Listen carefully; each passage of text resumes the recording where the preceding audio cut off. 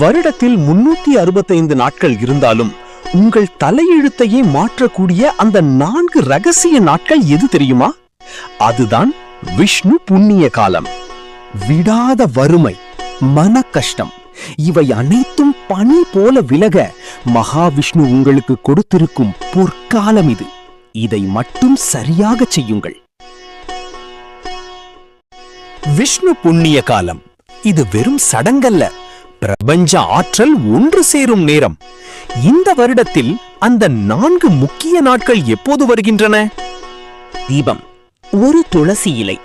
விஷ்ணு புண்ணிய காலத்தில் நீங்கள் செய்யும் இந்த சிறு விஷயம் கோடி புண்ணியத்தை தரும். சங்கராந்தி நேரங்களில் மகாவிஷ்ணு ஏன் அதிக ஆற்றல் கொண்டவராக திகழ்கிறார்? அந்த புண்ணிய காலத்தின் மகிமை உங்களுக்கு தெரியுமா? சூரியன் ஒரு ராசியிலிருந்து அடுத்த ராசிக்கு மாறும் சங்கராந்தி நேரமே புண்ணிய காலம். இதில் விஷ்ணுவின் அருள் பொங்கும் நேரத்தை நாம் கொண்டாடுகிறோம். காலம் பொன்னானது என்பார்கள், ஆனா சில நேரங்கள் புண்ணியமானவை. அதில் முதன்மையானது விஷ்ணு புண்ணிய காலம். அது என்ன தெரியுமா?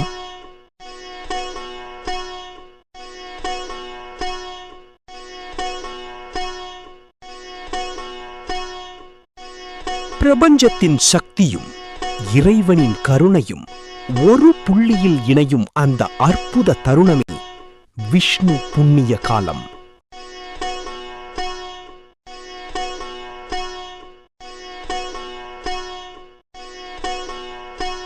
தேவர்களின் ஒரு பகல் பொழுது தொடங்கும் வேளையில் மகாவிஷ்ணுவின் விழிப்பு நிலை நமக்கு புண்ணியத்தை வாரி வழங்குகிறது.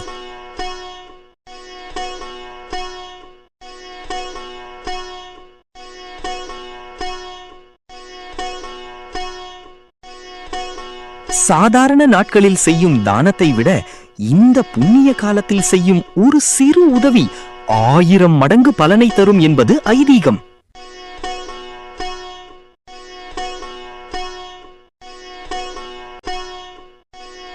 இந்த நேரத்தில் நீர்நிலைகளில் தெய்வீக ஆற்றல் கலந்திருப்பதாக நம்பப்படுகிறது. ஒரு புனித நீராடல் உங்கள் ஆன்மாவை தூய்மைப்படுத்தும். மனதின் குழப்பங்கள் நீங்கி தெளிவான சிந்தனை பிறக்க விஷ்ணு புண்ணிய காலம் ஒரு சிறந்த வடிகால். மோட்சத்தை அடைய விரும்பும் ஆன்மாக்களுக்கு இறைவனின் கதவுகள் திறந்திருக்கும் உன்னத நேரம் இது.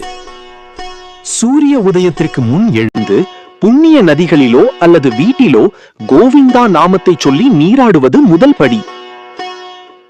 வீட்டின் பூஜை அறையில் நெய் தீபம் ஏற்றி அந்த ஒளியில் மகாவிஷ்ணுவின் முகத்தை காண்பது மனதிற்கு அமைதி தரும். விஷ்ணுவிற்கு உகந்த துளசி தளங்களால் அர்ச்சனை செய்து ஓம் நமோ நாராயணாய எனும் மந்திரத்தை உச்சரியுங்கள். விஷ்ணு சகஸ்ரநாமம் 1000 திருநாமங்களை ஒலிக்கச் செய்ய முடியாவிட்டாலும் அதன் ஒலியை கேட்பது கூட அந்த இடத்தை சுத்தப்படுத்தும். புண்ணிய காலத்தில் உணவை தவிர்த்து அல்லது மிதமாக உண்டு மனதை இறைவன் மேல் நிலைநிறுத்துவது சிறப்பு. பசிப்பினி தீர்த்தல். விஷ்ணு புண்ணிய காலத்தில் ஏழை எளியவர்களுக்கு அன்னதானம் செய்வது வைகுண்ட பதவியை அடைய வழிவகுக்கும். தானம் மற்றும் தர்மம். வஸ்திர தானம். குளிரால் வாடுபவர்களுக்கு போர்வையோ அல்லது ஆடையோ வழங்குவது மகாவிஷ்ணுவிற்கு செய்யும் நேரிடை தொண்டு. அறிவு தானம். ஆன்மீக நூல்களை பிறருக்கு வழங்குவதும் நல்ல விஷயங்களை பகிர்வதும் இந்த நேரத்தின் சிறந்த தர்மம். பலன்கள். பாவ விமோசனம். தெரிந்தும் தெரியாமலும் செய்த பாவங்கள் அனைத்தும் பனி போல விலக விஷ்ணு புண்ணிய கால வழிபாடு ஒரு அருமருந்து. குடும்ப ஐஸ்வர்யம்.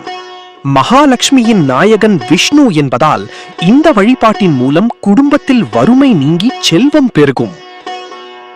மன உறுதி. வாழ்க்கை போராட்டத்தில் சோர்ந்து போனவர்களுக்கு இந்த புண்ணிய காலம் புதிய நம்பிக்கையையும் மன வலிமையையும் தரும். விஷ்ணு புண்ணிய காலம் என்பது வெறும் சடங்கல்ல, அது நம்மை நாமே புதுப்பித்துக் கொள்ள இறைவன் கொடுத்த ஒரு பொற்காலம். அதை பயனுள்ளதாக மாற்றுவோம்.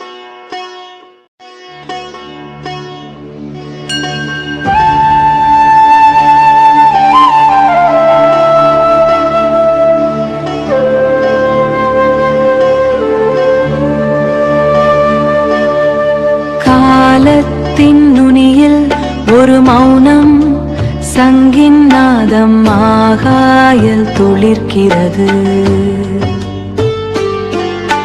சக்கரத்தின் சுழற்சி நின்று போக விஷ்ணுவின் புண்ணிய காலம் பிரிகிறது.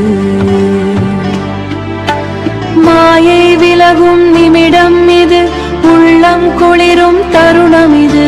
புண்ணிய காலமே வருக, இருள் நீக்கும் மொழியே வருக.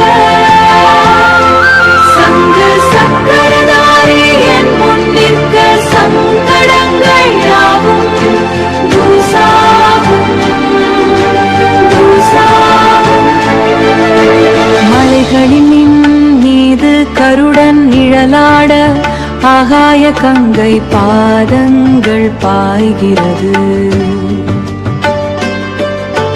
பார்க்கடலின் அலைகள் இதயத்தில் எழ, ஆதிசேஷமேல் அரவணைப்பு கிடைக்கிறது.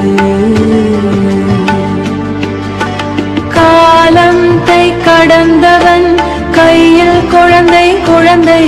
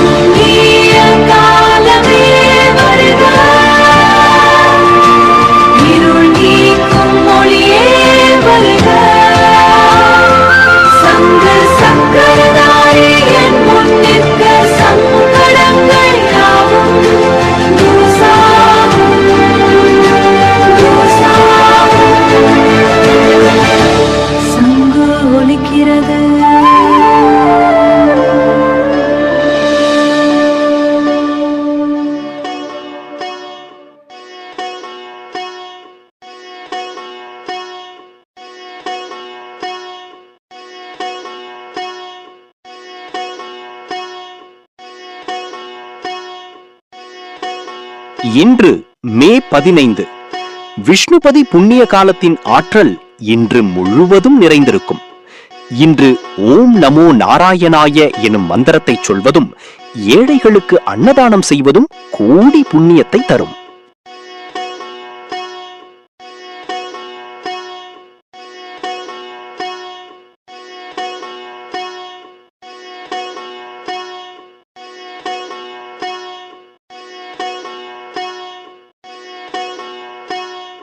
விஷ்ணு புண்ணிய காலத்தில் பக்தியுடன் செய்யும் நற்செயல்கள் மன அமைதியும் புண்ணிய பலன்களும் தரும்.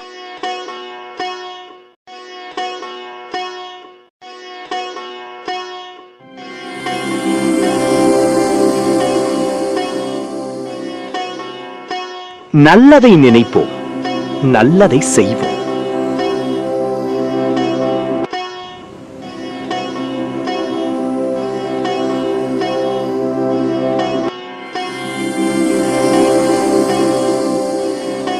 இந்த கதையில் உங்களுக்கு பிடித்த விஷயம் என்ன என்பதை கமெண்டில் சொல்லுங்கள். கதை நன்றாக இருந்தால் வீடியோவை லைக் செய்யுங்கள், நண்பர்களுக்கும் மற்ற குழந்தைகளுக்கும் ஷேர் செய்யுங்கள். மேலும் இதுபோன்ற கதைகளுக்கு எமது சேனலை சப்ஸ்கிரைப் செய்யுங்கள்.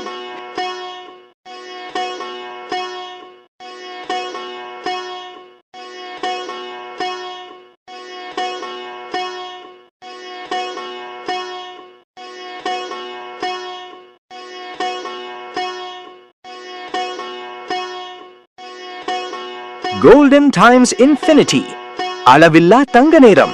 மீண்டும் சந்திப்போம்.